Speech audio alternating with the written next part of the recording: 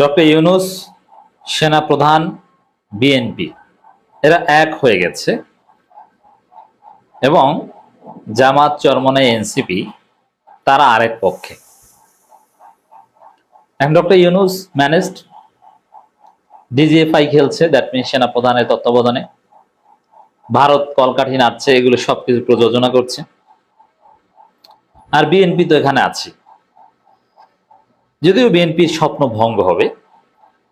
111 টাইপের বা সেনাবাহিনী at the end of the day বিএনপিকে চূড়ান্ত অ্যাডভান্টেজ দিবে বলে মনে হচ্ছে না, বোকা বানাবে, আশ্বাস দিবে কিন্তু চূড়ান্ত অ্যাডভান্টেজ দিবে না।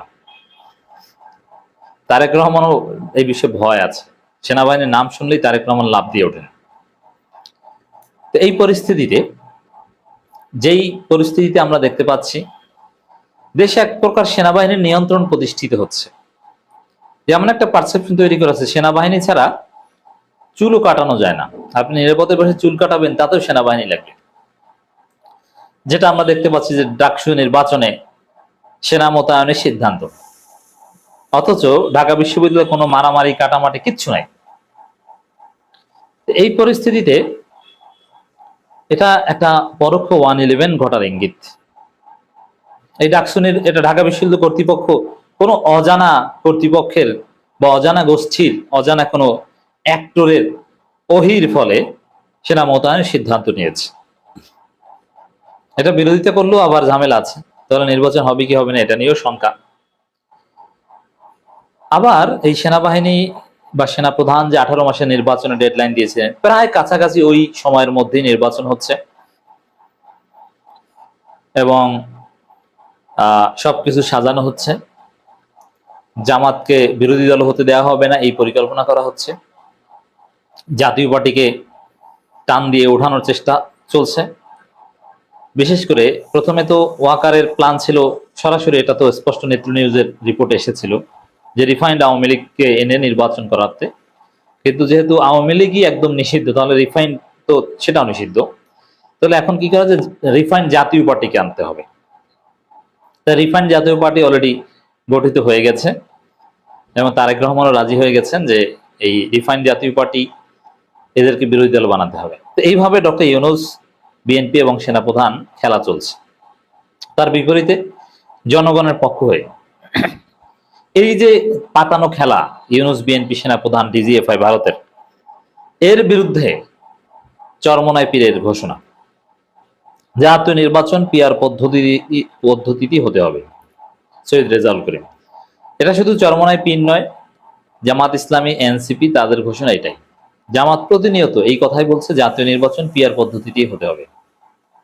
অতএব দর্শক, এটি হচ্ছে রাজনীতির সব সমস্যার সমাধান।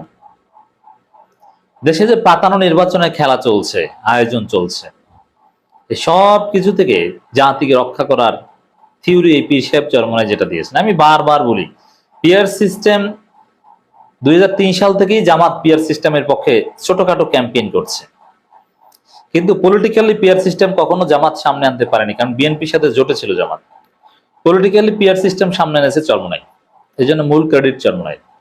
সে আওয়ামী লীগ আমল থেকেই তারা পিয়ার পিয়ার বলে আসে, যখন মানুষ এগুলো মাথায় ঢুকাতো না, তোর পিয়ার আবার কি, আমরাই বিরোধিতা, দূর কোনো কাজকর্ম নয়, একটা নিয়ে আসছে পিয়ার।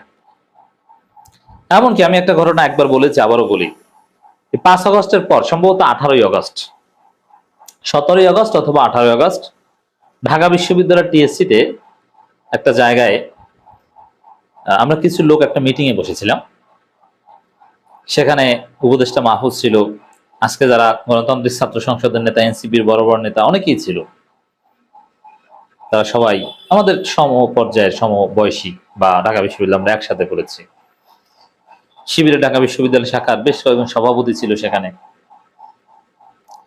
ইসলামী ছাত্র আন্দোলন চরমনাইয়ের সাবেক সভাপতি ছিল। সেখানে আমরা নানান বিষয় আলাপ আলোচনা করেছি, কিন্তু আমি দেখলাম যে সেইখানে অপ্রাসঙ্গিকভাবে পিয়ারের কথা উত্থাপন করলে চরমনাই ছাত্র সংগঠনের নেতা, কেন্দ্রীয় সভাপতি সাবেক। তখন অনেকে বিরক্ত হয়ে যায়, ভাই আপনি কিসের মধ্যে কি আনেন? কিন্তু বাস্তবতাটা কি দেখেন, সেই পিয়ারই এখন জাতির মুক্তির একমাত্র হাতিয়ার হয়ে উঠেছে এবং চারদিকে জনগণের কণ্ঠে সেই পিয়ারের কথা। এখানে চরমনায় দূরদর্শিতা প্রমাণিত যে পিআর লাগবে। তো ওরা বুঝেছিল আগেই আসলে পিআর ছাড়া বাংলাদেশের এই যে দুর্বৃত্তায়নের রাজনীতি, নির্বাচনে যে পেশি শক্তি কালো শক্তি, এটা সমাধান সম্ভব নয়। চরমনার এই দূরদর্শিতার প্রতি আমি স্যালুট জানাই, শ্রদ্ধার সাথে এই ঘটনাগুলো স্মরণ করছি। যে চরম মুহূর্তে যখন পিআরের কথা বললে মানুষ হাসতো, তখন তার পিআরের কথা বলতো।